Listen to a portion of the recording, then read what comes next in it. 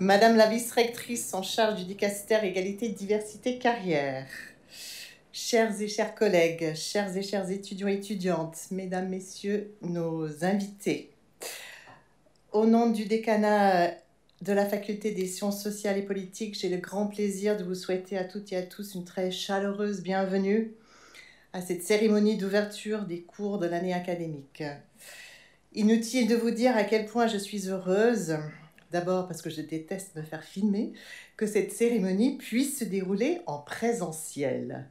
Pour utiliser ce néologisme qui s'est imposé à nous au fil des mois, mais qui ne parvient pas complètement à traduire ce bonheur simple que représentent les interactions humaines, même masquées, sans écran interposé.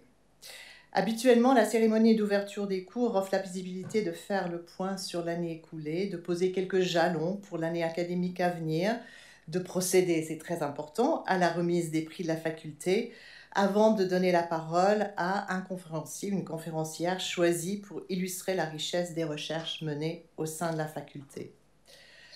Cette année, l'évocation de l'année écoulée, voire même des 18 mois écoulés, prend une coloration particulière, tant elle est associée à l'épreuve, je mets dans le sens collective et individuelle que la pandémie de la Covid-19 a constituée pour nous toutes et tous. Comment ne pas évoquer devant vous ce soir la stupéfaction, je pense que c'est le terme qui convient, qui a accompagné successivement la première période de confinement, l'annonce de la fermeture du campus, le télétravail, la généralisation de l'enseignement en ligne, mais aussi l'école à la maison, et toutes ces joyeusetés de découverte d'outils pédagogiques dont on soupçonnait parfois même pas l'existence. Stupéfaction que nous avons toutes et tous vécues de manière différente, selon des temporalités différentes, mais, me semble-t-il, dont personne n'est sorti entièrement indemne. Je partage avec vous ma conviction que la vie et la vie académique ne sera plus jamais tout à fait comme avant. Alors profitons de ce moment de retrouvailles pour exprimer notre solidarité à l'égard de ceux et celles de la faculté et d'ailleurs qui ont été directement confrontés dans leur corps à cette coronavirus, soit en étant malades eux et elles-mêmes, soit en accompagnant des proches malades, soit pire encore, souvent dans une solitude imposée par des précautions sanitaires. Pensons aussi à ces travailleurs et travailleuses dites de première ligne, qui n'avaient pas l'option du télétravail et de l'enseignement à distance, qui ont assuré des activités indispensables au maintien de notre santé, de notre éducation et plus généralement de notre qualité de vie.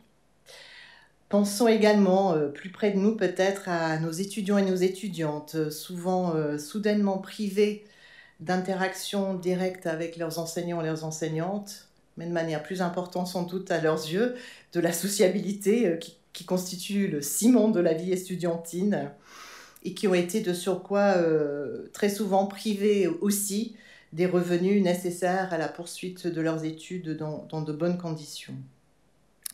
Pensons à l'ensemble de nos collègues enseignants, enseignantes, chevronnés ou moins expérimentés, qui ont été, comme je le disais à l'instant, confrontés à cette pléthore d'outils techniques plus ou moins nouveaux, plus ou moins adaptés à nos pratiques pédagogiques habituelles, plus ou moins compatibles avec nos arrangements familiaux du moment. Là aussi, l'école à la maison, c'était quelque chose. Pensons enfin au personnel administratif et technique de la faculté, acculé à très brève échéance à inventer, à une certaine créativité là-dedans, de nouvelles procédures, de nouvelles pratiques pour nous soutenir toutes et tous, les étudiants, les enseignants, les chercheurs, les chercheuses, dans la réalisation de leurs activités à distance. Forcément à distance, toujours à distance. C'est avec une certaine fierté que l'on peut dire que la faculté des sciences sociales et politiques a fait preuve d'une grande réactivité et d'une admirable capacité d'adaptation à cette épreuve Covid. Néanmoins, la sociologue du travail que je suis est prête à affirmer que ces longs mois de perturbation de nos vies professionnelles et de nos vies personnelles ont laissé des traces et laisseront encore des traces, quelques-unes douloureuses, je viens de les évoquer, mais d'autres parfois prometteuses, notamment parce que nous avons été incités, mais fortement incités, à de l'innovation pédagogique, à une forme de reconnaissance de la multitude d'inégalités qui traversent nos institutions académiques, à une prise en compte peut-être plus urgente qu'auparavant de la durabilité ou des enjeux de durabilité environnementale et sociale, comme objectif collectif aussi impératif que peut-être réalisable, même si c'est forcément un petit pas.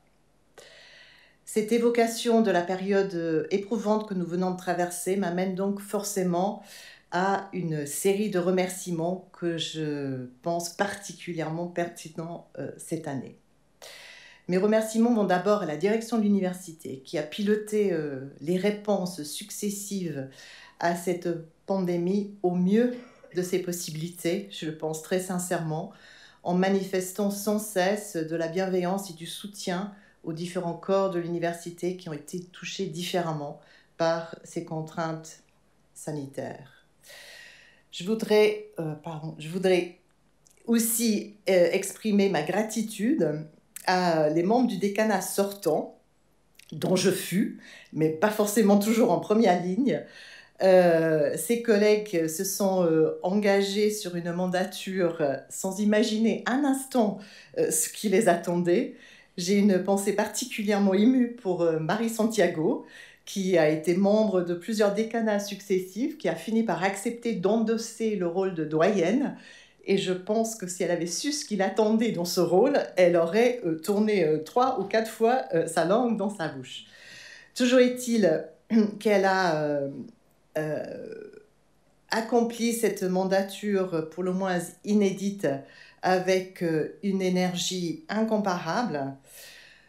Et elle a piloté notre faculté de manière tout à fait admirable. Une reconnaissance va aussi, me semble-t-il, et je pense qu'il y a beaucoup de personnes dans la salle qui ont eu à observer l'énormité du travail qui a été fourni par notre vice-doyen en charge de l'enseignement, soutenu par l'adjointe aux affaires étudiantes Éléonore Burnon et toute l'équipe pas du décanat, je pense aux conseillères aux études. Roberto, qui a été chargé de la mise en application concrète des mesures successives décidées par la direction, par les autorités cantonales ou fédérales en matière d'enseignement, d'examen, de retrait admis, de reprogrammation des examens. Bref, un dicaster qui s'est avéré une charge immense et qui l'a piloté toujours dans la bonne humeur et avec beaucoup de dynamisme. Des remerciements chaleureux aussi à Anne Marcellini, assistée par Anne de Muralt, qui a réussi, contre vent et marée, à piloter la 3e procédure d'auto-évaluation de la faculté, dans des circonstances que l'on pourrait qualifier peut-être de sportives. Et enfin, last but vraiment not least, toute notre reconnaissance collective à Roselyne Costa, la très efficace et la très heureusement pour nous, très expérimentée administratrice de la faculté, sans qui rien de tout cela n'aurait été possible. Je remercie aussi nos remerciements collectifs, j'adresse mes remerciements collectifs aux directeurs et directrices d'instituts et à leur secrétariat pour leur disponibilité face à ces évolutions forcément, évidemment, imprévisibles et rapides de la situation sanitaire. Pour certains et certaines, ce fut là aussi une mandature de haut voltige. Outre ces engagements institutionnels qui sont, ma foi, d'ordre assez banal en temps normal, qui ont pris des proportions extraordinaires en temps de pandémie, je voudrais aussi saluer les collègues de notre faculté, chercheurs, chercheuses, qui se sont rapidement mobilisés pour tenter finalement, je pense, pour eux-mêmes et pour nous, de donner sens à une situation exceptionnelle, celle que nous étions en train de vivre. Vous avez ici un tout petit échantillon de la visibilité et de la contribution des membres de la faculté, de notre faculté, à l'analyse et à la compréhension de la crise que nous étions en train de traverser. Après une première phase, je dirais, centrée peut-être nécessairement sur le domaine de la médecine et des sciences biologiques, les instances politiques du pays, comme les organismes de recherche, se sont rapidement rendus compte du caractère incontournable de l'expertise des chercheurs et des chercheuses en sciences sociales et politiques, psychologie aussi bien sûr, dans la compréhension de cette pandémie globale. La mobilisation de nos collègues pour obtenir des fonds, pour réaliser des enquêtes quasiment en temps réel sur le vécu, sur la régulation, sur les implications de cette crise Covid est à leur honneur. Leurs interventions médiatiques, leurs publications, la visibilité que leur travail a donné à notre faculté comme lieu d'expertise, comme lieu de connaissance, comme je le disais, indispensable à la compréhension de cet événement Covid, me paraît une source de grande fierté. Et on voit bien comment leurs travaux vont aussi nous aider à réfléchir cette proche, je l'espère, sortie de crise et l'après-Covid. C'est la diversité et la richesse de notre capacité de mobilisation de recherche qui est au cœur finalement de cette fameuse procédure d'auto-évaluation de la faculté dont je faisais référence à l'instant. Cette mobilisation de toute notre faculté autour de la gestion de la situation, mais aussi de sa compréhension. Cette mobilisation a alimenté les réflexions qui sont à l'origine d'un plan de développement qui est issu donc de cette procédure d'auto-évaluation, comme je l'ai dit à l'instant, menée principalement en situation de confinement, ce qui était quand même un sacré défi. Ce bilan donc passé, je peux maintenant évoquer rapidement quelques perspectives pour l'année académique à venir, en espérant effectivement que la page du pire, en tout cas de la pandémie, sera bientôt complètement tournée. Les vestiges que représentent ces masques devant moi seront peut-être dévolus aux oubliettes. Il me revient donc de dessiner quelques perspectives pour l'année académique, en commençant avec les 6 grands chantiers que nous avons appelés quelquefois un peu pompeusement les objectifs stratégiques prioritaires, qui sont issus du plan de développement de la faculté. Plan de développement, je m'empresse de le préciser, qui normalement s'écoule sur les 7 prochaines années. Donc tout ne sera pas réalisé cette année-ci. Voilà donc ces axes stratégiques qui correspondent donc à la fois à ce que nous avons pu observer du fonctionnement de la faculté avant l'arrivée de la pandémie, mais que nous avons aussi observé pendant la pandémie. Une partie de ces observations alimentaient notre réflexion. Donc, ce rapport d'auto-évaluation sera bientôt disponible. Nous attendons les dernières approbations, mais il nous semble que les 6 axes stratégiques ne seront pas modifiés. Donc, nous nous sommes engagés, nous avons engagé la faculté dans une réorganisation de ces structures de gouvernance, de manière justement à fluidifier les interactions entre les différents niveaux de régulation de la faculté. Nous sommes engagés à revaloriser la fonction d'enseignement, mais aussi, et c'est là évidemment que les choses deviennent plus compliquées, à développer et soutenir une recherche de haut niveau, se dire que l'enseignement et la recherche ne s'opposent pas, mais sont bien complémentaires. Nous nous sommes engagés à accompagner le développement des carrières à toutes les étapes du parcours académique, à affiner nos stratégies de communication et à valoriser les missions transversales de l'université que sont, entre autres, la durabilité, l'égalité, l'interdisciplinarité, pour ne citer que quelques exemples. Alors, pour mettre en œuvre, en tout cas, les premières étapes de ce plan de développement, ou de la réalisation de ce plan de développement, je suis très bien entourée. Vous voyez ici donc les membres du décanat pour la mandature 2021-2023. Je les remercie à nouveau toutes et tous de leur engagement. Ils et elles sont, juste devant vous ici.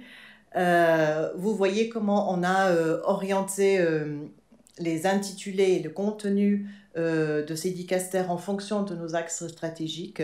Donc chacune va se trouver à avoir à piloter l'amorce de la mise en œuvre de notre plan de développement qui constitue un programme ambitieux, très ambitieux pour la faculté, mais qui nous permettra, j'en suis convaincue, de faire front aux défis qui sont nombreux et qui marquent à la fois le monde académique et le monde tout court en ce début assez agité du XXIe siècle. Ce travail de pilotage de la faculté, de mise en œuvre du plan de développement s'appuiera évidemment aussi sur les nouvelles équipes de direction des instituts. Je dis toujours, les instituts constituent un peu la colonne vertébrale de notre faculté. Donc nous avons le plaisir d'accueillir ou de réaccueillir des collègues qui ont accepté d'endosser cette responsabilité de coordination avec le décanat de l'articulation avec nos filières d'études et nos unités de recherche, qu'il et elle en soient remerciés. Et enfin, maillon également très important de notre organisation facultaire, les présidents et les présidentes des commissions d'enseignement qui auront justement en charge une possible, longtemps souhaitée, simplification de nos procédures d'examen et d'organisation de nos filières d'études.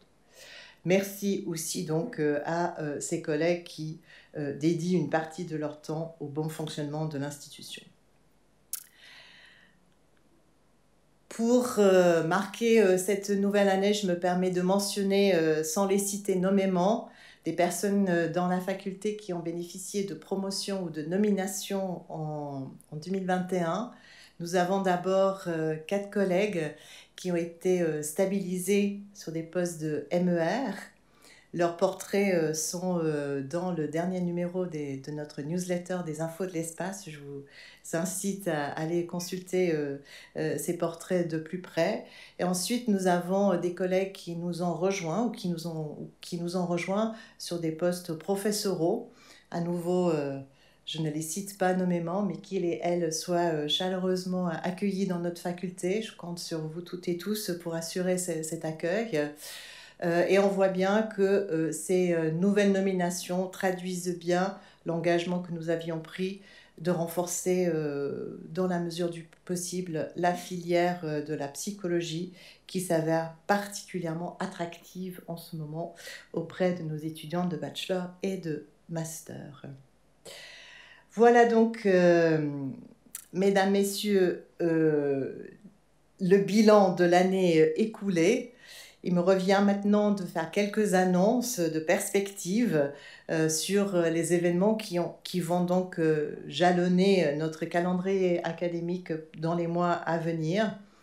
J'ai le plaisir, mais c'est le hasard du calendrier, de commencer par une manifestation scientifique qui me concerne tout particulièrement, parce que nous aurons au mois de novembre le plaisir d'accueillir, mais malheureusement exclusivement en ligne, parce que c'était trop risqué sinon, les Journées internationales de sociologie du travail, donc des GIST 2020 devenus 2021, pour lesquels nous avons accepté déjà 300 propositions de communication et on espère avoir à peu près 500 collègues qui vont participer à cette manifestation organisée conjointement avec plusieurs universités étrangères.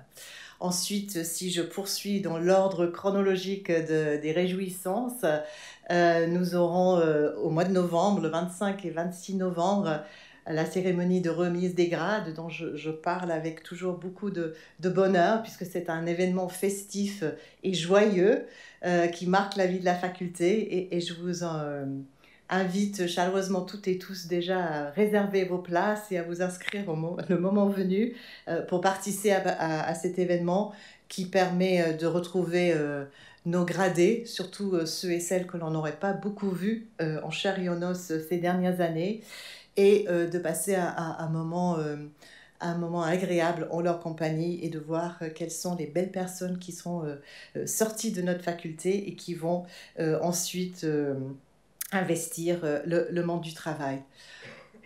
Ensuite, nous avons au tout début 2022 le plaisir d'accueillir le congrès de l'Association suisse de sciences politiques qui se déroulera à, à l'Université de Lausanne et dans notre faculté.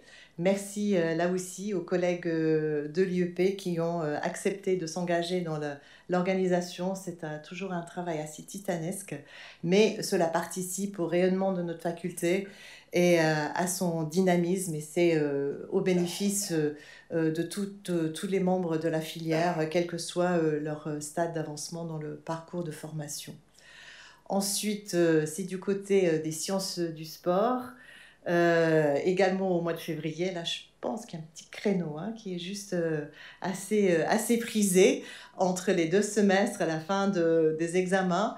Donc le congrès annuel intitulé Sport et Big Data qui se déroulera donc sous l'égide des collègues de l'ISUL.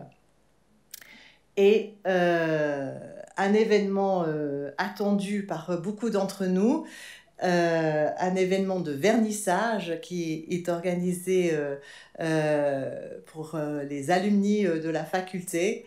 L'ouvrage qui a été soigneusement préparé sous la direction de Jean-Philippe Lerèche, également pendant le confinement. Je ne sais pas si a été favorable ou pas. Un ouvrage intitulé « Récits facultaires de l'école à la faculté des sciences sociales et politiques » et qui retrace, à l'aide de membres actuels ou passés de la faculté, notre histoire. Et que personnellement, j'ai très hâte de découvrir.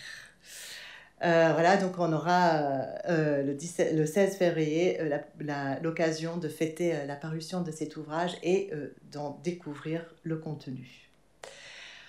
Notre rendez-vous annuel habituel au mois d'avril, ce que l'on appelle la journée de la recherche, donc une journée d'échange scientifique dont nous ne connaissons pas encore la thématique cette année, mais simplement pour dire que nous maintenons cette tradition qui est d'organiser des échanges interinstituts, interdisciplinaires, voire interfacultaires, pour donner à voir la recherche qui s'effectue dans notre faculté, aussi pour interagir avec les membres de la société civile, de montrer quel est potentiellement l'impact sociétal de nos recherches. Donc vous allez être conviés à participer à cette journée au mois d'avril. Et enfin, un événement assez stupéfiant par son envergure que l'on prépare pour le mois de septembre 2022. Et merci aussi aussi aux collègues qui se sont engagés dans l'organisation de cet événement. La Semaine internationale de l'éducation et la formation qui va rassembler sur le campus de l'UNIL les manifestations annuelles de 3 structures scientifiques, la Société suisse pour la recherche en éducation, le Congrès international d'actualité de la recherche en éducation et formation et la conférence du comité de recherche éducation de l'Association européenne de sociologie. Tout ça sur une semaine, donc on aura là aussi une manifestation visible à l'échelle internationale de la richesse des recherches menées dans la faculté autour des questions de formation et d'éducation. Et voilà le moment tant attendu, le passage à la remise des prix, cette belle dynamique scientifique que l'on vient d'apercevoir est aussi largement à l'affiche dans les travaux qui vont être primés ce soir. Nous avons délivré 27 prix de la faculté à des étudiants et des étudiantes de tous les niveaux pour marquer les résultats obtenus pendant l'année académique passée, pour souligner l'excellence d'un certain nombre de mémoires de master, dont un qui va recevoir d'ailleurs notre tout nouveau prix genre égalité femmes-hommes, et ou pour primer l'excellence des travaux de doctorat. Avant de démarrer la remise des prix à proprement parler, voici un premier aperçu des lauréats et des lauréates. C'était vraiment une belle surprise de recevoir ce prix, je m'y attendais pas du tout. Ça récompense en quelque sorte tous les efforts et le travail fourni durant mes 2 années de master. Beaucoup de plaisir, une belle façon de terminer mes années à l'Université de Lausanne. Je ressens que mes efforts sont reconnus et ça me donne une grande force et motivation pour la suite. Ça donne confiance en soi, ça donne envie de continuer. C'est une reconnaissance supplémentaire qui donne envie peut-être de pousser certains sujets de recherche ou comme ça un peu plus loin pour la suite. C'est une très belle manière de conclure mes études à l'Université de Lausanne. Très honoré, ça vaut vraiment la peine de s'investir dans les choses qui nous passionnent.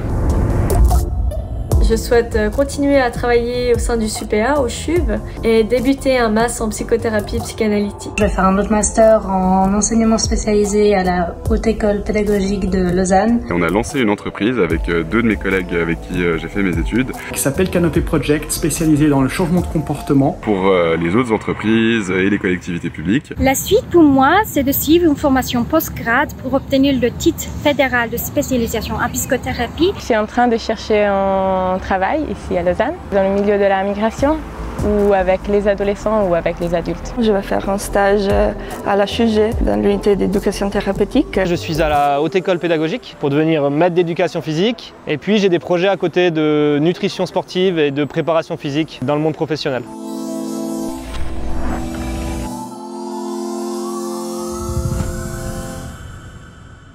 Je pense que vous pouvez applaudir.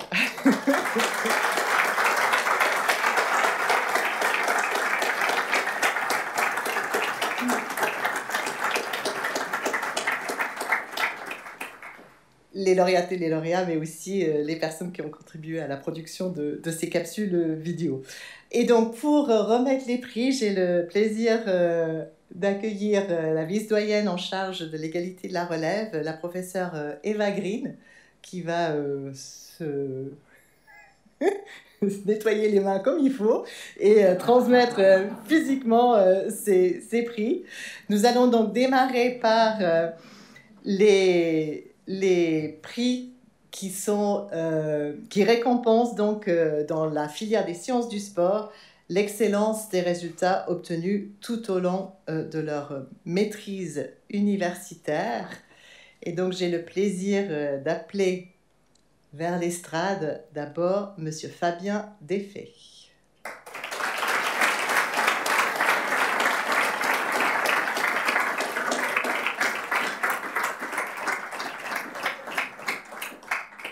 Félicitations.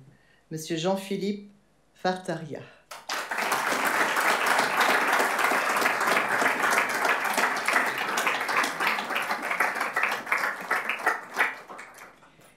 Et Madame Camille Tillmans.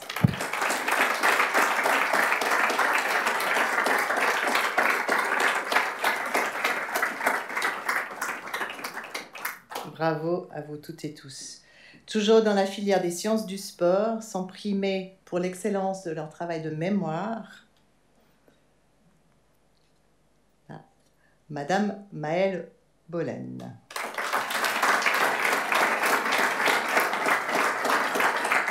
Un mémoire donc intitulé Action publique locale et pratiques sportives urbaines, et je me permets de lire donc l'audatio pour l'excellence d'un travail académique maîtrisé de bout en bout, tant sur le plan méthodologique que dans la revue de la littérature, et la capacité à mobiliser les acteurs politiques et sportifs. Un travail qui ouvre de riches perspectives, à la fois sur le plan scientifique et pour la sphère politique. Bravo. Ensuite, Madame Louise Cépé.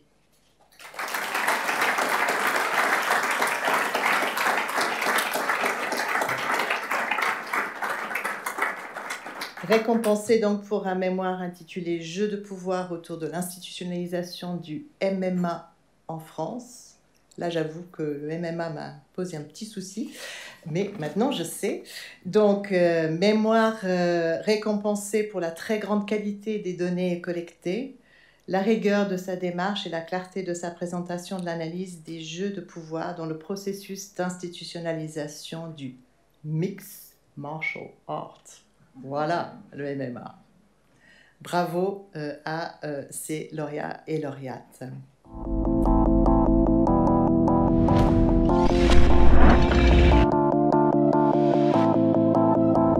Le titre de mon mémoire, c'est une analyse de SimCity, l'ancrage politique et historique des définitions du jeu. L'influence du langage genré sur les intérêts professionnels chez les adolescentes et les adolescents. Les variables attitudinales dans la psychologie of working theory. L'action publique locale et les pratiques sportives urbaines. Le cas du skateboard et du parcours dans 6 communes du canton de Vaud. De victime à auteur, le cercle vicieux de la non-reconnaissance.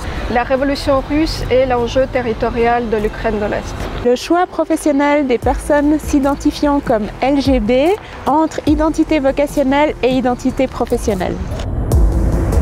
Les jeunes ont passé un questionnaire avec des métiers, une fois avec des métiers au féminin, une fois avec les métiers au masculin. Et les résultats ont montré que les filles étaient plus intéressées par les métiers de la technique s'ils étaient écrits au féminin. C'était l'occasion d'étudier le jeu vidéo en sciences politiques et il consistait plus spécifiquement à regarder comment est-ce qu'un jeu d'urbanisme avec des statistiques pouvait devenir un jeu à un moment donné de l'histoire. Ça consiste en psychologie de la carrière à comprendre finalement comment certaines attitudes ou certaines opportunités peuvent conditionner l'accès à un travail décent. J'ai cherché à savoir comment les communes du canton de Vaud prenaient en charge les pratiques sportives urbaines avec l'exemple du parcours et du skateboard. Mon mémoire était une analyse donc des mauvais traitements subis dans l'enfance et de la non-reconnaissance affective d'auteurs d'infractions à caractère sexuel par l'intermédiaire de l'entretien clinique de Lausanne. C'était de comprendre comment la frontière entre la Russie et l'Ukraine s'est constituée historiquement. D'amener un peu de diversité dans les théories de l'orientation professionnelle, de prendre en compte des questionnements identitaires.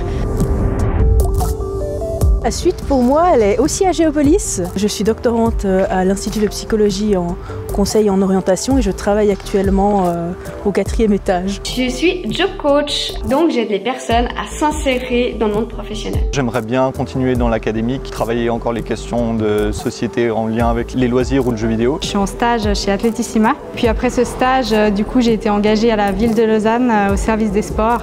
Actuellement, je suis donc en remplacement en tant que psychologue au CHUV. Je suis assistante diplômée. J'envisage une carrière académique. Puis là, je viens de commencer un nouvel emploi comme conseillère en orientation à l'OP de Bienne.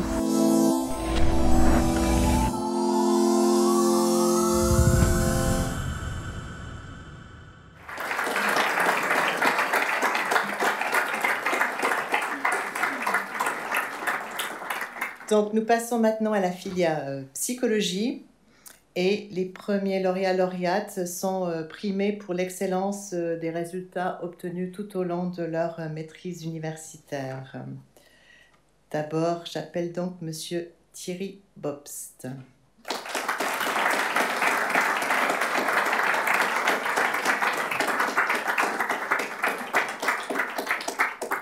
Madame Nina Canova.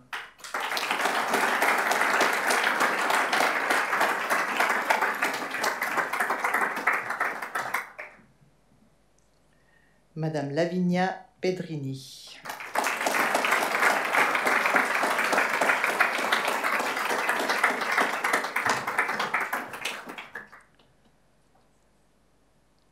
Madame Hazel Ergunes.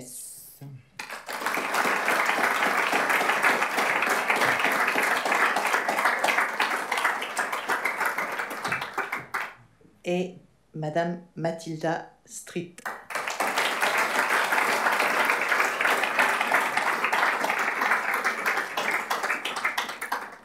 Félicitations, sont aussi primés pour l'excellence de leur parcours. 3 personnes qui ne peuvent pas être avec nous ce soir. Monsieur Julien Crozier, Madame Pauline Écoute et Madame Madison Kral. On peut les applaudir même en leur absence. Toujours dans la filière de psychologie, maintenant les lauréats et les lauréates récompensés pour l'excellence de leur mémoire. J'appelle Madame Caroline Fressard.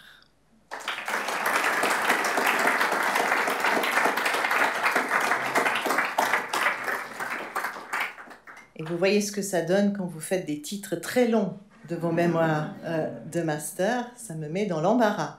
Qui veut peut. La relation entre marginalisation et travail décent, une étude suisse sur l'impact des variables attitudinales de la psychologie of working theory, la personnalité proactive, la conscience critique, l'acceptabilité de carrière et la voliation de travail. Et ce mémoire, donc, a un titre exceptionnellement long mais précis, et primé pour la pertinence de la thématique choisie, l'excellence de sa revue de littérature, la pertinence de ses analyses et réflexions et ses compétences réflexives au service d'une discussion mettant en valeur les implications importantes du travail, de son travail. Félicitations. Deuxième primé de la filière psychologie, cette fois-ci bénéficiaire du prix Égalité Genre, Madame Adeline Lebrun.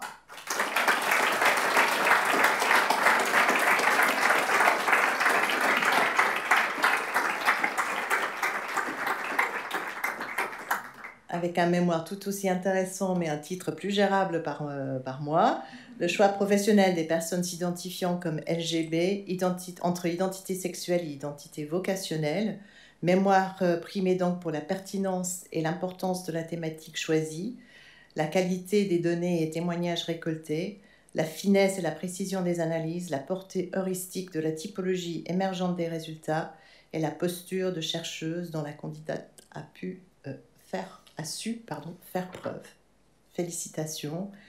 Troisième mémoire primée, Madame Mégane Pitté.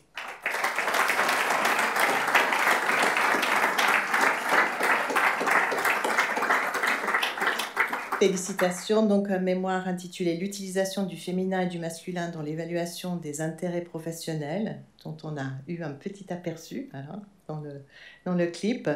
Mémoire primée pour la grande pertinence sociale et le caractère innovant de son projet de recherche, combinant une approche expérimentale et une approche genre dans le domaine de l'évaluation psychologique dans un contexte d'orientation.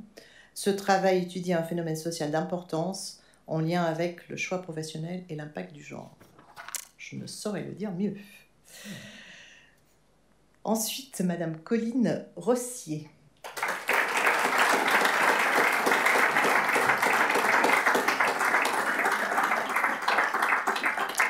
Félicitations, mémoire donc intitulée de victime à hauteur, le cercle vicieux de la non-reconnaissance. Lauréate donc pour un mémoire de recherche de grande qualité qui apporte une réelle contribution scientifique dans le champ des traitements psychothérapeutiques des auteurs de violences sexuelles. Les aspects théoriques, méthodologiques et cliniques sont développés de manière remarquable. Félicitations. Nous passons donc maintenant au doctorat, toujours dans la filière psychologie, et primé pour la qualité de sa thèse, Monsieur Marcelo dos Santos.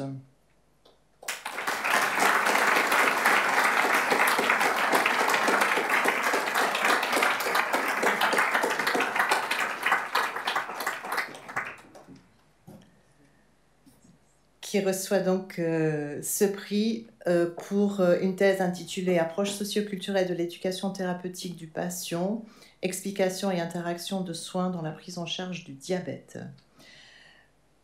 Thèse qui a donné lieu à cette laudatio, inscrite en psychologie socioculturelle. Ce travail original analyse les pratiques professionnelles dans 3 dispositifs d'éducation thérapeutique du patient. Centré sur l'explication du diabète, il invite les soignants et soignantes à une démarche réflexive et ouvre de nouvelles pistes dans l'étude du développement professionnel.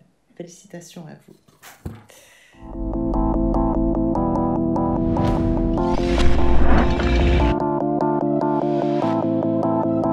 Le titre de ma thèse est « Normes et valeurs de la dette publique, une crise française en débat, 1787-1791 ». La construction sociale des représentations politiques du terrorisme, le cas des attentats individuels. Approche socioculturelle de l'éducation thérapeutique du patient, explication et interaction des soins dans la prise en charge du diabète. Comment Wikileaks est devenu Julian Assange, analyse du parcours énonciatif d'une figure médiatique. Subjective well-being and the political citizen. La diversité géographique au sein du secrétariat des Nations Nations Unies, performance et légitimité dans une bureaucratie internationale. Ça consistait en un cas historique, c'est-à-dire la crise de la dette publique de l'ancien régime français qui a mené à la Révolution française. Ça, c'est pour la partie sciences politiques, histoire des idées politiques, et un test d'un ensemble de propositions théoriques, à la fois sur les normes, les valeurs et les institutions. Ça, c'est la partie plus philosophique. L'objectif de la recherche, c'est d'essayer de comprendre ce qui permet de qualifier un acte individuel de violence en attentat politique. Ma thèse a retracé l'évolution de la figuration publique de Julian Assange et de Wikileaks sur différentes scènes médiatiques, le site internet de Wikileaks et la presse suisse et américaine. Et elle a analysé les enjeux politiques de ce parcours médiatique. De voir l'éducation thérapeutique du patient par le biais d'une approche qui est socioculturelle, c'est-à-dire qui situe cet objet dans son histoire, dans la sociologie, comment il est construit socialement. L'idée, c'était d'essayer de comprendre quels sont les impacts de la diversité en termes de nationalité au sein de la fonction publique internationale. Donc, c'est les personnes qui travaillent pour l'ONU. C'était une étude sur l'effet du bien-être sur le comportement, les attitudes politiques, en prenant une approche européenne, mais aussi suisse. Je fais un post-doctorat à l'Institut des hautes études internationales du développement à Genève. Donc je suis restée dans le monde académique pour au moins les 3 prochaines années. Je suis cadre supérieur à la police de Lausanne. Alors la suite, c'est encore un peu mystérieux, mais je vais essayer de continuer mes recherches sur la dette publique plus contemporaine et voir si on a des invariances entre la façon dont on en parlait au XVIIIe siècle et la façon dont on parle aujourd'hui. Une place en tant que post-doctorant à l'université de Neuchâtel. J'aime bien la recherche, j'aime bien l'enseignement universitaire. Je suis chargée de recherche à la Haute École de Santé Vaud. Je fais un post-doc, je continue sur les mêmes thématiques et j'espère que je pourrai le faire encore un petit moment.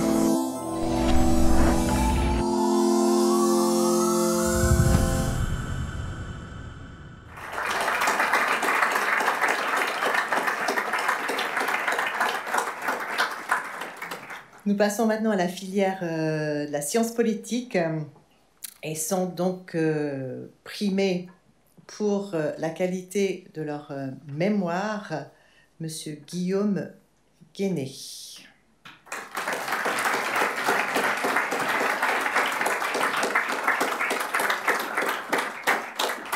Qui a donc travaillé sur SimCity, comme on l'a vu tout à l'heure. Donc, un mémoire intitulé « Le sens du jeu, l'ancrage historique et politique des définitions du jeu, le cas de SimCity aux États-Unis et en Europe ».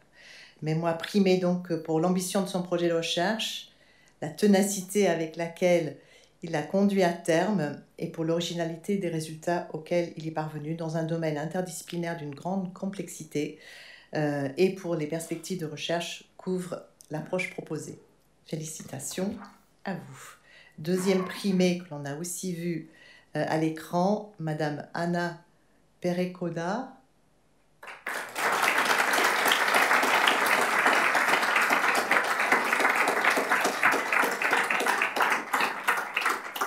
Primée pour un mémoire intitulé « Fierté de l'Empire russe, terre native des Ukrainiens ou œuvre du peuple travailleur, la révolution russe et l'enjeu territorial de l'Ukraine de l'Est, 1917-1918, primé avec la laudatio suivante. Ce mémoire s'impose par son sujet, qui, faisant écho au conflit contemporain du Donbass, n'a pourtant jamais été traité par les historiens.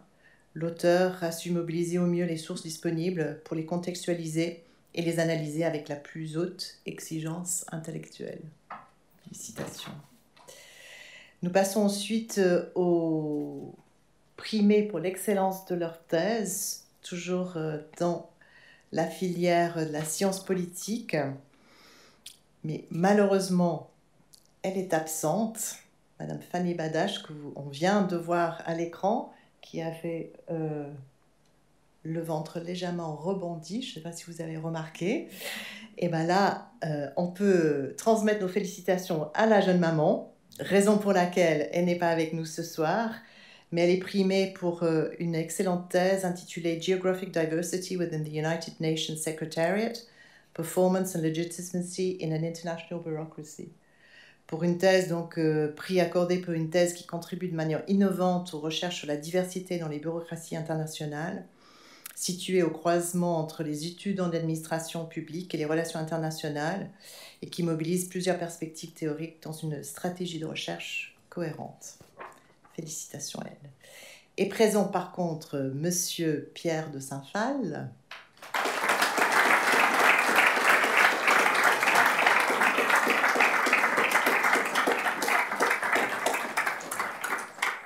Primé pour la thèse intitulée « Normes et valeurs de la dette publique, une crise française en débat, 1787-1791 ».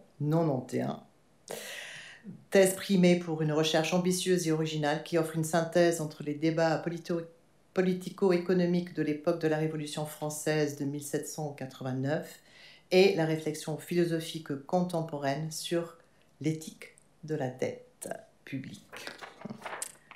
Actualité, effectivement. Félicitations. Et j'appelle maintenant Madame Aurélie Favre, primée pour une thèse.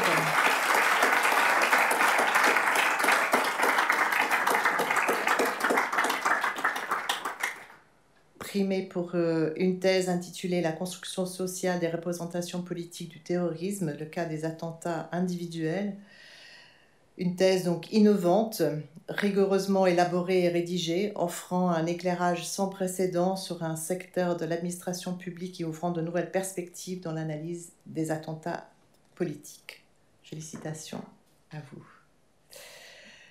Nous terminons ce voyage au pays du merveilleux par les récompenses pour l'excellence des doctorats, des thèses dans la filière des sciences sociales.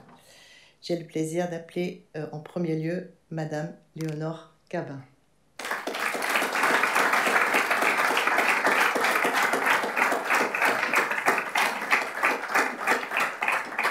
Félicitations Léonore, donc pour cette thèse présentée brillamment à l'instant à l'écran, donc comment Wikileaks est devenu Julian Assange, analyse du parcours énonciatif d'une figure médiatique, thèse primée pour la clarté et la rigueur d'une thèse originale qui parvient grâce à un travail empirique et un cadre interdisciplinaire exigeant à suivre l'incroyable parcours médiatique et politique d'une figure publique, celle de Julian Assange, déchu pour avoir personnifié plus que représenté le collectif Wikileaks. Félicitations. Et nous avons nos 3 primées suivantes qui sont malheureusement absentes, mais je me permets de lire les intitulés de leur thèse et les laudatio. Donc Madame Anahit Ehsan, qui est actuellement en postdoc à Londres, qui a réalisé sa thèse dans le cadre du NCCR Lives, thèse intitulée Community-Based Social Capital Interventions and Mental Health Promotion for Older Adults. Thèse primée donc pour une méthodologie originale, combinant méta-analyse, questionnaire et ethnographie. La thèse présente une analyse sophistiquée des liens entre l'intervention sociale, capital social et santé mentale, mais aussi des mécanismes d'une intervention sociale et du positionnement de la chercheuse dans ce dispositif. Félicitations à elle. Ensuite, Madame Annika Lindholm, qui elle est en Finlande, dans la belle université de Abo Academy, qui est primée pour une thèse intitulée Subjective Wellbeing and the Political Citizen. La thèse est très créative dans la combinaison de différentes approches théoriques et méthodologiques pour examiner comment le bien-être subjectif influence les attitudes et les comportements politiques. Cette thèse apporte donc une contribution nouvelle et originale à la discipline. Félicitations à elle. Et enfin, la 4e primée de la filière des sciences sociales pour une thèse réalisée dans le cadre d'un programme intitulé Pluralistic Memories, financé donc dans le cadre d'un programme dit R4D. Je me permets de l'appeler Esther parce que je n'ai jamais réussi à prononcer son nom de famille, mais elle est retournée donc à Sri Lanka, à Colombo, où elle avait justement accompli son enquête de thèse, intitulée donc Memory, Rhetoric and Identity, a Reading of Sri Lanka's Post-War Conjuncture.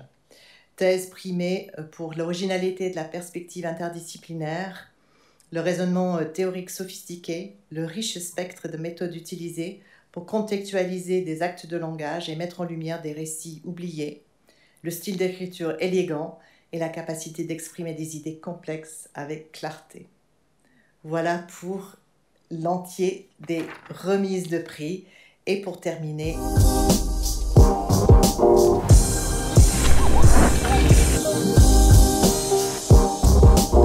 les toutes premières années de bachelor et on a vraiment l'impression d'ouvrir un peu son regard, surtout en sciences sociales, on a l'impression de comprendre tout à coup plein de choses. Certainement le cours qui était donné par la docteure Oriane Sarrazin, un grand merci à elle. La qualité des cours en sciences du sport, notamment les cours du professeur Grégoire Millet, que j'ai adoré. Faire un travail de master avec un groupe de familles grandes. D'organiser des conférences avec le groupe Regard Critique. J'ai adoré faire les entretiens, rencontrer les chefs des départements des sports des communes du canton de Vaud. Le soutien d'une équipe interdisciplinaire quand même, que ça m'a apporté beaucoup dans le travail de thèse. Le travail de master que j'ai fait avec un collègue à moi et on s'est bien trouvés ensemble. L'appartenance à des labos qui étaient très dynamiques, très chouette. Je me suis beaucoup amusée pendant mes études.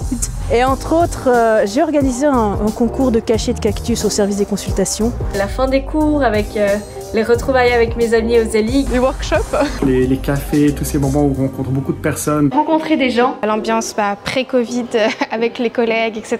Il y avait vraiment une excellente ambiance de travail, mais aussi sociale. Un semestre académique à Sydney, puis qui reste comme un des meilleurs souvenirs de ma vie, tant sur le plan académique qu'au niveau des rencontres et des fêtes. J'ai rencontré des gens merveilleux et j'ai noué de bonnes amitiés qui dureront pour toujours. J'ai rencontré des personnes incroyables et des amis que j'ai encore actuellement. C'est la découverte de l'UNIL, de Géopolis, de son écrin de nature, et puis des petits écureuils qui passent devant moi le matin quand je vais au travail. C'est l'énergie, la stimulation qu'on rencontre sur le campus. Pour moi, c'était une reconversion professionnelle, donc j'ai adoré chaque minute de mes études. S'attendre devant l'ordinateur pour pouvoir choisir assez rapidement les séminaires qui nous intéressent. L'aspect un peu figé de certaines parties des études. Les cours de statistique de bachelor, c'était pas ma matière préférée. Ces séances de révision qui durent un peu longtemps en été, mais bon, on les survit et ça va très bien. Les périodes d'examen, j'étais pas forcément en avance. Le stress avant les examens, surtout en première année, quand il y en a 10 ou 11 d'affilée d'un coup. Ce qui m'a pas manqué, c'était le stress avant les examens. La peur d'arriver pas à donner le mieux et de pouvoir faire voir ce qu'on avait appris. Ce premier gros confinement durant lequel j'étais censée en plus écrire mon mémoire. D'avoir dû réaliser ma soutenance de mémoire en vidéoconférence. J'ai eu pas mal de difficultés à faire des entretiens pour récolter des données. Qu'est-ce qui va pas me manquer ? Probablement les heures d'incertitude, les moments de démotivation. Beaucoup de culpabilité quand on n'avance pas assez vite. Disons quand j'ai accepté de faire 3 présentations différentes en un mois, et ça je le referai plus jamais de ma vie.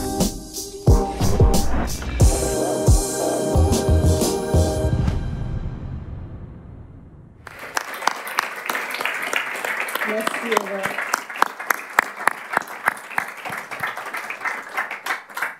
Merci beaucoup Eva et félicitations à nouveau à toutes et à tous. Et voilà, nous arrivons au bouquet final de cette cérémonie. À l'issue donc de ces remises de prix, j'ai le grand plaisir de présenter notre conférencier invité, qui est monsieur le professeur Marc Goodale. Marc Goodale, que beaucoup d'entre vous connaissent, qui a rejoint notre faculté en 2014, me semble-t-il, voilà, comme professeur ordinaire en anthropologie culturelle et sociale, lors de la succession de Mander Kilani. Alors Marc Goodale, qui a un parcours de formation très interdisciplinaire, très international, avec 2 piliers à sa production intellectuelle, évidemment 2 piliers qui se rencontrent, donc peut-être pas des piliers, je mélange un peu mes métaphores, mais en tout cas la Bolivie et les droits humains, qui constituent vraiment deux objets de recherche que Marc a sillonné au cours des années. Il est donc formé au départ aux États-Unis. Il a passé 5 années comme professeur de Conflict Analysis and Anthropology. Ça m'avait épaté quand j'ai vu l'intitulé de cette chaire à la George Mason University, dans la banlieue de Washington, en Virginie. Avant de rejoindre notre faculté, en fait, il a un peu sillonné l'Europe avant d'atterrir à Lausanne, parce qu'avant ou après ce poste, il est passé, je vous livre juste les pays, puis vous verrez un peu ce qui a motivé son parcours. Malte, l'Allemagne, l'Italie, pas les endroits les plus repoussants de la planète, où il a pu donc travailler à la fois sur la Bolivie et sur les droits humains. C'est assez épatant. Marc est un chercheur prolifique, hyperactif, comme d'ailleurs son prédécesseur. Il doit y avoir quelque chose du côté de l'anthropologie sociale et culturelle. Son parcours est jalonné par une quantité incroyable de publications qui adressent les grands débats de notre temps. Dans le temps qui m'est imparti, évidemment, c'est impossible de citer l'ensemble de son œuvre, ni même la totalité des ouvrages qu'il a publiés depuis son arrivée à Lausanne simplement. Je peux juste dire, je pense que la sortie est imminente. Peut-être est-il déjà sorti, un ouvrage annoncé chez Stanford University Press intitulé Reinventing Human Rights, et j'imagine qu'il va constituer un peu le cœur de son intervention de ce soir. Donc Marc a aussi été co-lauréat d'un International Geneva Award qui a primé, là aussi, le meilleur article international impliquant des décideurs politiques. Donc un article paru dans la revue Law and Social Inquiry sur le mythe de l'universalité, The UNESCO Philosophers Committee and the Making of Human Rights. Passionnant, je dois dire. Donc, Marc, on est très heureux, très heureuse que tu aies accepté de nous faire cette conférence inaugurale de l'année académique ce soir. Nos très grands remerciements que tu aies accepté aussi de le faire en français. On sait que ça va très bien se passer. Et je te cède tout de suite la parole avec grand plaisir pour cette conférence.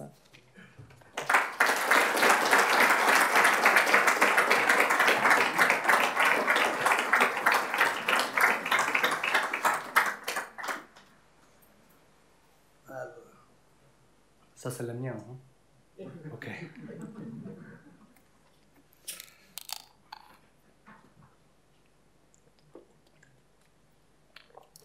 Merci beaucoup pour cette introduction et présentation très généreuse. Et voilà. Est-ce que vous m'attendez?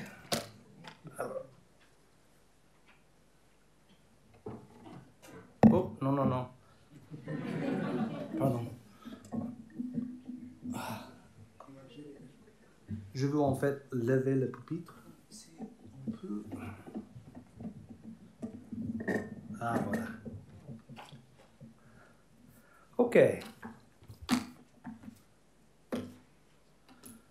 Et pour avancer le slide, je presse juste ici ou avec celui-ci? C'est avec le flèche. OK. Alors, chères étudiantes, familles d'étudiantes, collègues et membres du décanat, Madame la vice-rectrice, et Mesdames et Messieurs, c'est un privilège de me joindre à vous pour la cérémonie d'ouverture des cours de cette année, d'autant plus que cette cérémonie marque ce que nous espérons toutes et tous être en retour à la normale pour la faculté et pour l'université en général. Je tiens à remercier la doyenne, la professeure Niki Lefoufre, de m'avoir invité à donner une conférence lors de cette cérémonie, ce qui me donne l'occasion de présenter une vue d'ensemble d'un projet qui est l'aboutissement de 20 ans de recherche, d'écriture et de réflexion sur le présent et l'avenir des droits humains. Ah non. Alors, voici le plan de la conférence. D'abord, je présenterai le fil rouge du projet, sa démarche et ses objectifs. Ensuite, je situerai le statut actuel des droits humains dans un contexte historique avant de discuter les résultats les plus importants du projet. Cela vous permettra de mieux comprendre l'intention à l'origine du projet. Puis, j'aborderai une approche de la recherche sur les droits humains, l'anthropologie des droits humains, et vous montrerai en quoi l'anthropologie offre une méthodologie alternative, mais aussi une éthique alternative, permettant de penser différemment à l'avenir des droits humains.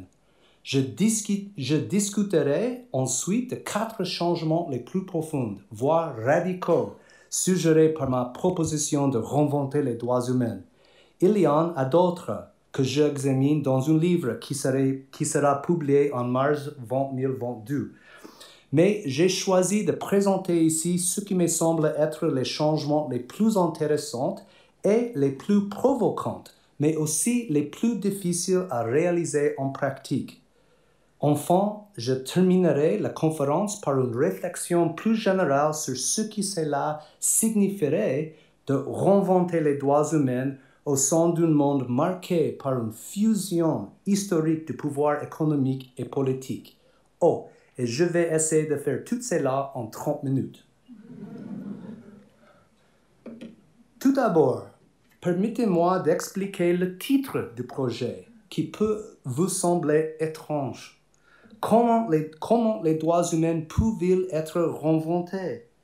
Les droits humains ne sont-ils pas les droits naturels, c'est-à-dire les droits que nous avons simplement parce que nous sommes des êtres humains? Comme vous pouvez le supposer, le projet de réinventer les droits humains n'est pas ancré dans cette tradition orthodoxe des droits naturels. Au contraire, il s'inspire directement de l'étude influente réalisée par l'historienne Lynn Hunt, qui retrace ce qu'il décrit comme l'invention des droits humains à travers la Révolution française et différents processus historiques au cours du 19e et 20e siècle, qui aboutiront à l'adoption des déclarations universelles des droits humains par l'Assemblée générale des Nations unies en décembre 1948. En d'autres termes, l'idée même des droits naturels, droits intemporels et au-delà de l'histoire est elle-même une invention, une idée qui a joué un rôle particulier à différents moments, une idée qui a servi des intérêts économiques, sociaux et politiques particuliers, tout en excluant ou en niant d'autres. Mais il est important de souligner que le fait de dire que les droits humains actuels, c'est-à-dire ceux qui sont codifiés dans les droits internationaux, ont été inventés, ce n'est pas dire quelque chose de péjoratif. Au contraire, c'est une belle chose d'inventer et de proposer, avec les plus nobles intentions, une nouvelle façon de transformer leurs relations sociales pour les rendre plus égalitaires, plus solidaires, plus justes. Mais une invention sociale dans ce sens reste une invention. Et par là, c'est reconnaître que nous vivons dans un monde que nous créons nous-mêmes, comme le disait le philosophe allemand Herder. Or, les droits humains actuels rencontrent des problèmes, des contradictions et des limites que j'expliquerai bientôt. C'est pourquoi je soutiens que les droits humains peuvent et doivent être réinventés pour l'avenir. Il s'agit d'une démarche qui embrasse le potentiel émancipateur du constructivisme social, l'idée plutôt anthropologique que nos économies, nos systèmes moraux, nos politiques et nos catégories d'identité sont construits au fil du temps, qu'ils changent, s'améliorent, s'aggravent parfois, mais qu'ils ne sont pas gravés dans la pierre. Si nous acceptons cette assertion, cela implique que nous pouvons changer ce qui doit l'être. De plus, le constructivisme social qui sous-tend la proposition de réinventer les droits humains a également des implications éthiques. Si la crise du monde contemporain et celles qui se profilent à l'horizon sont le résultat de systèmes que nous avons créés, alors nous avons l'obligation éthique de reconstruire ces systèmes, de réinventer les idées qui les gouvernent, afin de les rendre plus durables et mieux adaptés à notre situation actuelle à tous les niveaux, local, régional, national, régional et éventuellement mondial.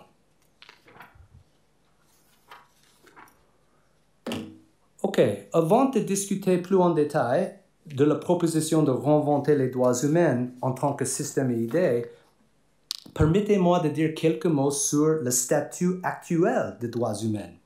En particulier, j'aimerais mettre l'accent sur la façon dont ce statut est caractérisé dans les études interdisciplinaires. Il y a de nombreuses perspectives différentes au sujet des droits humains. Ces perspectives peuvent être placées sur un spectre en fonction du niveau de soutien de chercheuses et chercheurs au système actuel des droits humains, selon s'ils pensent que ce système joue un rôle positif dans la prévention de conflits, la promotion de l'égalité économique et sociale ou le fait de rendre justice aux victimes de violations. À l'extrémité les plus optimistes du spectre, des chercheuses comme Catherine Seekink et Rhoda Howard Hassman soutiennent que les droits humains constituent un outil important pour répondre aux peer abus.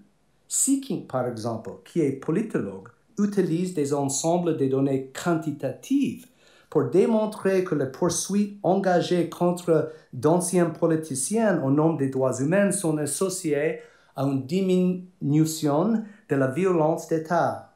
Howard Hausman, qui est sociologue, avance un argument plus théorique, selon lequel l'idée des droits humains universels doit être défendue parce que, selon elle, c'est la seule idée qui parle de notre supposée humanité commune. L'autre extrémité du spectre est marquée par un profond scepticisme et pessimisme et est représentée par des chercheurs comme Stephen Hopgood et Samuel Moyn qui rejettent la valeur et l'importance des droits humains. Hopgood utilise le langage biblique pour décrire comment le système actuel des droits humains s'achemine vers une sorte d'apocalypse, en ces mots, où tous les défauts et contradictions de ces systèmes affaiblissent la pertinence des droits humains comme phénomène juridique, politique et moral. Hopgood s'intéresse particulièrement à la manière dont les droits humains ont été utilisés historiquement pour justifier l'expansion économique et politique des pays occidentaux dominants. Moyn, en revanche, se concentre sur la relation entre les droits humains et l'inégalité économique mondiale. Il affirme que les droits humains actuels n'apportent aucune réponse à l'explosion des niveaux d'inégalité qu'il considère comme le problème le plus important aujourd'hui. Il va sans dire que l'on pourrait citer des autres exemples de chercheuses et chercheurs qui placeraient les droits humains quelque part sur ce spectre, entre les deux extrêmes, avec des perspectives parfois plus modérées qui incluent des arguments et des critiques des deux côtés. Mais pour mon propos, le plus important est de comprendre que toutes ces perspectives sont formulées par rapport aux droits humains actuels. En revanche, ce qui rend le projet de réinventer les droits humains si différent, c'est qu'il propose une vision qui n'est pas limitée par le système actuel des lois et des institutions politiques, même s'il conserve et adapte certaines valeurs ou aspirations de ce système. Alors, comme je l'ai mentionné, la proposition de réinventer les droits humains émerge de la recherche anthropologique. Bien que les études sur les droits humains soient interdisciplinaires, certaines disciplines ont dominé les débats pendant des décennies.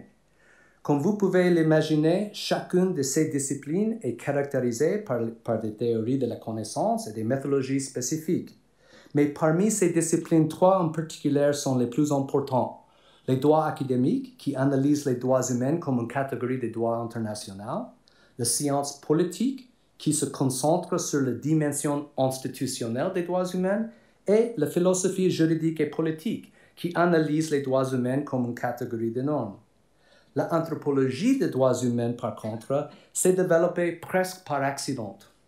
Au cours de la première décennie qui a suivi la fin de la guerre froide, une période qui a été décrite plus tard comme, entre guillemets, l'âge des droits humains par l'ancien secrétaire général des Nations Unies, Kofi Annan, les anthropologues ont constaté que les droits humains prenaient de plus en plus d'importance au niveau local, en tant que nouveau cadre idéologique par la gauche politique après la fin du socialisme, en tant que nouvelle, entre guillemets, arme de faible pour les communautés du Sud, et en tant que discours normatif utilisé pour revendiquer les catégories d'identité marginalisées, sexuelles, religieuses, ethniques, etc.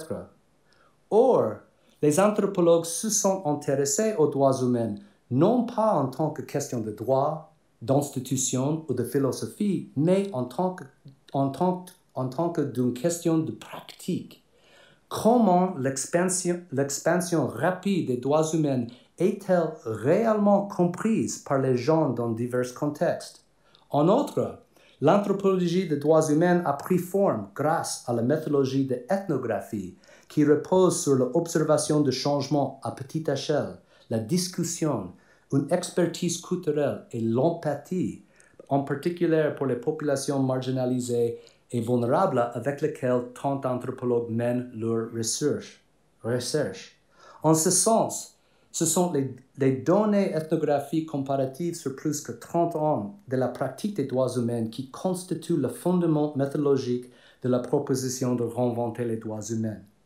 Mais au-delà de ces implications méthodologiques, l'anthropologie des droits humains offre une éthique alternative qui émerge en partie comme une critique du pouvoir historique détenu par certaines disciplines et leur approche vis-à-vis des droits humains. Ce que cette éthique nous dit, c'est qu'un projet d'une telle portée et une telle ambition mondiale aurait dû être construit à partir de la base, c'est-à-dire par la population, d'autant plus que ce projet prétend faire des revendications importantes sur tous les êtres humains. Or, le projet des droits humains de l'après-guerre était très largement descendant, contrôlé par un petit nombre des États puissants, notamment les États-Unis, et lancé dans un monde d'après-guerre encore profondément colonial. Cela signifie que les voix et les perspectives des centaines de millions de personnes n'ont été prises en compte dans la délibération sur la Déclaration universelle. C'est pourquoi l'anthropologie des droits humains, en mettant à disposition des données issues de la recherche ethnographique et en privilégiant les voix et les perspectives des interlocuteurs, offre une alternative ascendante aux approches actuelles. De cette façon, la recherche anthropologique est un conduit par lequel une vision différente des droits humains prendra forme. Une vision qui n'essaie pas de réconcilier les divergences au sein des données interculturelles, mais plutôt de les placer au centre d'un nouveau cadre.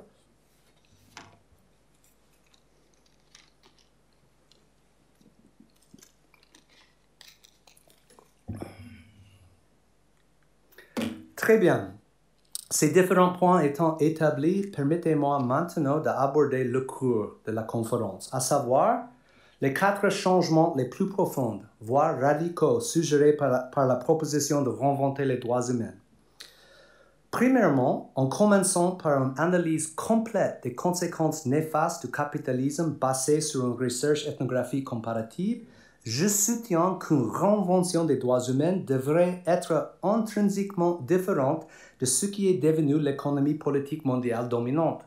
Étant donné que ce projet cherche à découpler les droits humains et leur origine de leur origine occidentale et libérale, il remet également en question la relation historique étroite entre les droits humains et le capitalisme. J'insiste ici sur ce que l'économiste français Thomas Piketty a démontré de manière convaincante par des recherches longitudinales.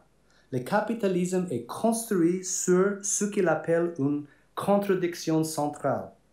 Piketty explique cette contradiction par une équation d'une simplicité terrifiante. R est plus grand que G. où R représente le taux de rendement privé à long terme du capital, tandis que G représente le taux de croissance de l'économie réelle, mesuré par les revenus et les productions. Le problème est que la recherche en capital augmente en moyenne de 4 à 5%, alors que le meilleur taux de croissance à long terme des économies réelles dans de nombreux pays tourne autour de 1 à 1,5%. En outre, selon Piketty, les économies capitalistes n'ont aucun moyen d'augmenter la croissance économique pour qu'elles s'approchent de la croissance du capital, quelle que soit la politique économique adoptée. Le résultat est ce qu'il appelle une vaste divergence dans la distribution de richesses à l'échelle mondiale. Ainsi, de niveaux énormes, voire inimaginables, d'inégalités économiques et sociales structurelles à long terme sont inscrites dans l'ADN du capitalisme, aboutissant en crise autant morale qu'économique. Il est vrai que l'image, ici en Suisse, de cette inégalité économique et sociale structurelle à long terme est différente selon les bénéficiaires. Comme Samuel Moyn l'a reconnu par exemple, de centaines de millions de personnes en Chine ont bénéficié de la transformation de leur pays en un dynamo capitaliste. Mais comme il le montre également, les conséquences négatives de la contradiction centrale du capitalisme l'emportent largement sur les avantages résiduels qui pourraient découler de l'explosion des inégalités. C'est pourquoi la Convention des droits humains doit être pensée comme un cadre qui sera en tension avec le capitalisme. Deuxièmement, le projet examine en détail la centralité de l'État-nation dans le système actuel des droits humains. Je passe en revue l'histoire de l'ordre international depuis ses origines dans l'Europe du début de l'ère moderne. En particulier, je me suis intéressé à l'importante résolution de la guerre de 30 ans par la paix dite de Westphalie, qui a donné naissance à l'État-nation en tant que nouveau modèle politique et a établi le principe de souveraineté comme la valeur directrice des relations internationales. Cependant, lorsque nous regardons de plus près la résolution d'une autre guerre terrible, la Seconde Guerre mondiale, nous sommes confrontés à un paradoxe. D'une part, les pays victorieux ont pris l'initiative de créer la Nation unie et de se donner une position privilégiée au sein du Conseil de sécurité permanente. Par exemple, des pays comme les États-Unis, la Russie et la Chine disposent d'un droit de veto. Pourtant, malgré cette position de hyper-souveraineté des États les plus puissants, les systèmes internationaux considèrent que chaque État est autonome, indépendant et responsable de ses propres affaires intérieures. Mais d'une autre part, la Déclaration universelle qui a donné naissance au système actuel des droits humains est fondamentalement transnationale. Elle concerne, entre guillemets, tous les membres de la famille humaine et leurs droits supposés, sans tenir compte de la question incidente de la citoyenneté. En théorie du moins, la Déclaration universelle était le seul élément de réalignement d'après-guerre qui cherchait à se libérer des chaînes de la souveraineté, à imaginer un monde après-guerre dans lequel la citoyenneté deviendrait cosmopolite et où les identités et les frontières nationales finiraient par disparaître. Or, comme les décennies suivantes allaient le montrer, les aspirations de certains intellectuels et visionnaires à aller au-delà de l'État-nation n'ont pas résisté aux vérités amères de la réelle politique dans laquelle les intérêts nationaux primaient sur tous les autres. Dans le même temps, les États-nations ont été placés au centre du système international des droits humains émergents. Les États se sont vus confier la responsabilité de protéger les droits humains, alors qu'ils étaient eux-mêmes responsables de bon nombre des pires violations contre leurs propres citoyens par le biais de leurs forces militaires, policières et de sécurité.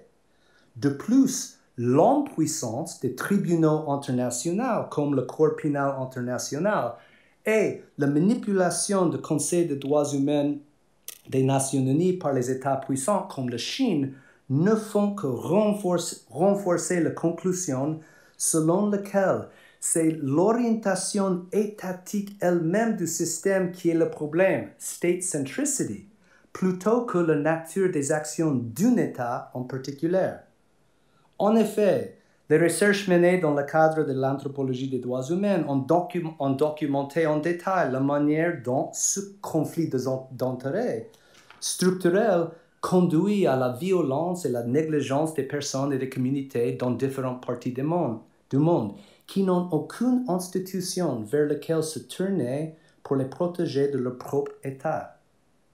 La proposition de réinventer les droits humains exige donc qu'ils soient détachés du contrôle des États, ce qui signifiait réimaginer les droits humains comme une nouvelle logique de mobilisation sociale plutôt comme un corps de normes sous le contrôle de bureaucratie étatique. Troisièmement, le projet revisite la relation fondamentale entre les droits humains et les droits lui-même.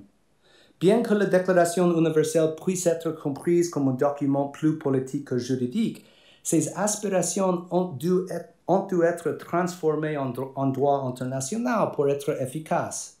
Ce processus long et profondément conflictuel a duré près de 30 ans et a impliqué la division de la Déclaration universelle en deux parties. D'un côté, le pacte international relatif aux droits politiques et civils, et d'un autre, le pacte international relatif aux droits économiques, sociaux et culturels. Et un pacte relatif aux droits humains est comme toute autre catégorie de droits internationaux. Il doit être adopté par les différents États, puis appliqué par le biais des lois nationales.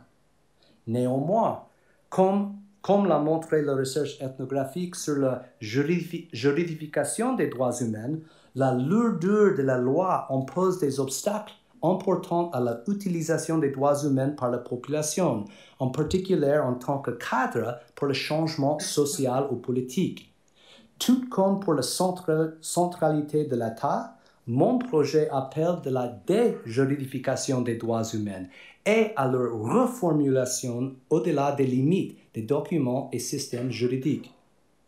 Toutefois, cela ne signifiait pas que la proposition de réinventer les droits humains est une critique de l'état de droit lui-même ou de l'importance des systèmes juridiques en tant que mécanisme de prévention des crimes et de maintien de l'ordre social.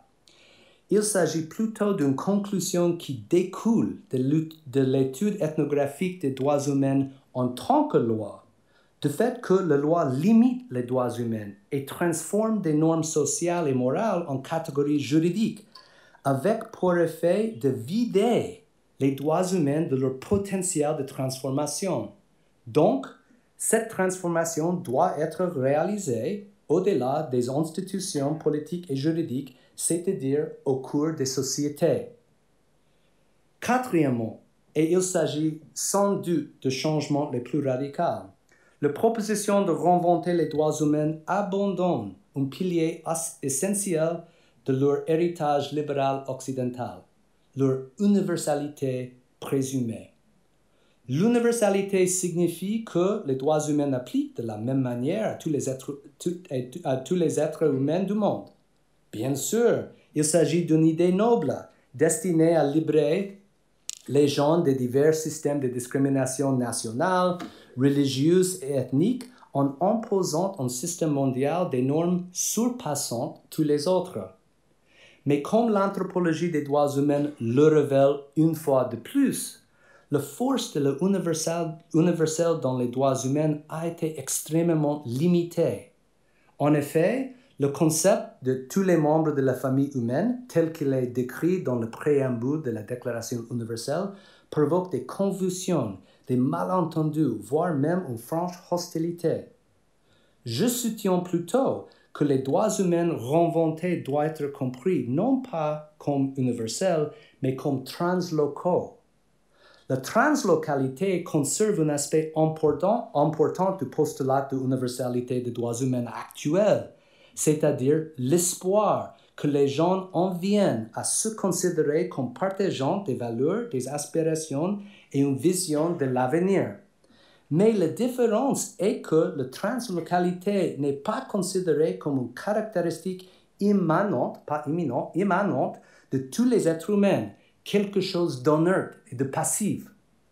Au contraire, la translocalité est imaginée comme une sorte d'exigence permanente pour que les gens s'efforcent de former des alliances qui transcendent toutes les nombreuses catégories qui nous divisent, nationalité, religion, classe socio-économique, etc. La translocalité, en ce sens, invite à réinventer les droits humains à des échelles beaucoup plus petites, bien en dessous du niveau mondial. Un bon exemple de translocalité en action ici à Lausanne, à mon avis, est le mouvement Extinction Rebellion. Mais il est important de souligner que l'abandon de l'universel dans les droits humains ne signifie pas lever le drapeau blanc et renoncer à l'aspiration d'unité, de solidarité et d'appartenance collective. Au contraire, c'est réimaginer la base de l'action collective d'une manière qui correspond plus aux données anthropologiques sur l'affiliation et le sentiment social.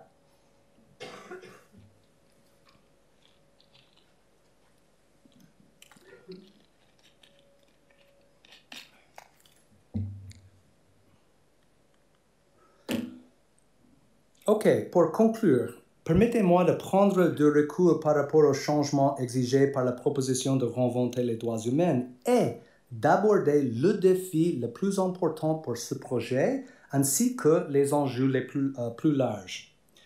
À la mi-novembre 2008, pendant 2 jours seulement, s'est produit un événement sismique dont les effets continuent de déterminer le cours de la géopolitique, le fonctionnement de l'économie mondiale et la possibilité de changement à tous les niveaux. Pourtant, malgré son importance, cet événement a été presque totalement ignoré, peut-être intentionnellement. Cet événement, qui a été organisé sur l'invitation du controversé président américain George W. Bush, s'est déroulé dans un bâtiment étrange et caverneux à Washington, D.C. Ce bâtiment avait été construit pour abriter les fonctionnaires chargés de traiter les dossiers de pension des soldats tués pendant la guerre civile américaine de 1861 à 1865. Ce bâtiment est tombé en désuétude et a été restauré dans les années 90. Il est désormais un musée national consacré à l'architecture, au dessin et à l'urbanisme. Mais plus important que le bâtiment, c'est que ce qui s'est passé à l'intérieur en novembre 2008 qui est intéressant.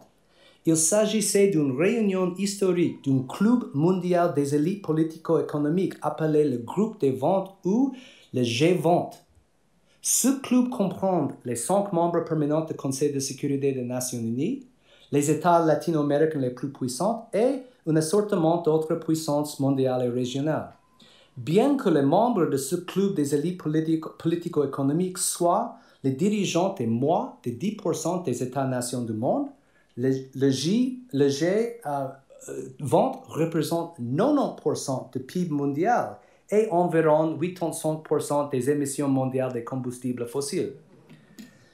Mais pourquoi cette réunion était-elle si importante? À la suite de la crise financière mondiale de 2007-2008, les membres de G20 ont décidé de mettre de côté leurs différences idéologiques afin d'assurer la viabilité à long terme du capitalisme en tant que seule économie politique mondiale. Ils se sont tous étroitement engagés à protéger un marché mondial intégré malgré leurs différences constitutionnelles. En effet, les membres de G20 comprennent les États qui suivent un large éventail de systèmes politiques, notamment les démocraties représentatives, les démocraties parlementaires, la monarchie constitutionnelle, la démocratie autoritaire, la monarchie absolue islamique et le marxisme-léninisme, parmi d'autres. En particulier, le pari de la Chine d'abandonner son attachement persistant au socialisme d'État et aux économies planifiées a porté ses fruits de manière spectaculaire. Les années qui ont suivi sa déclaration d'allégeance au capitalisme mondial lors de la réunion de G20 en 2008 ont constitué un véritable âge d'or de son histoire. Dans une laps de temps les plus courtes de l'histoire économique mondiale, la Chine a produit plus de richesses et créé plus de milliardaires, mais ont inévitablement aussi fait exploser les niveaux d'inégalité économique et sociale au sein de sa population. Ainsi, l'ambition économique a remplacé le bien-être social comme première valeur publique. En d'autres termes, malgré les meilleures intentions de la soi-disant communauté internationale, c'est le G20 et non les Nations Unies qui cristallisent les objectifs et les ambitions du pouvoir mondial. Plus important encore, il s'agit d'une forme de pouvoir mondial dans laquelle l'économie et les politiques sont fusionnées au sein d'un nouveau système mondial qui n'a rien à voir avec la promotion des droits humains. On peut dire que novembre 2008 a été le moment où le rêve de l'internationalisme d'après-guerre, qui avait été maintenu en vie pendant des décennies, s'est définitivement évanoui. C'est pourquoi la proposition de réinventer les droits humains peut sembler trop ambitieuse, parce que nous vivons dans un monde marqué par les changements climatiques, les conséquences néfastes des inégalités économiques mondiales et les conflits sociaux à de nombreux niveaux. Mais il est clair que tous nos outils idéologiques actuels et les logiques par lesquelles nous pourrions faire face à ces crises se sont révélés totalement inadéquates, impuissantes et non pertinentes. Ce qu'il faut donc, c'est un nouveau cadre pour créer des alliances et encourager l'action collective au-delà des nombreuses catégories qui nous divisent et qui nous montent l'une contre l'autre. Les droits humains peuvent encore devenir ce cadre si nous avons le courage de les réimaginer. Voilà, je vous remercie chaleureusement de votre attention et vous souhaite à toutes et à tous une très bonne rentrée. Merci.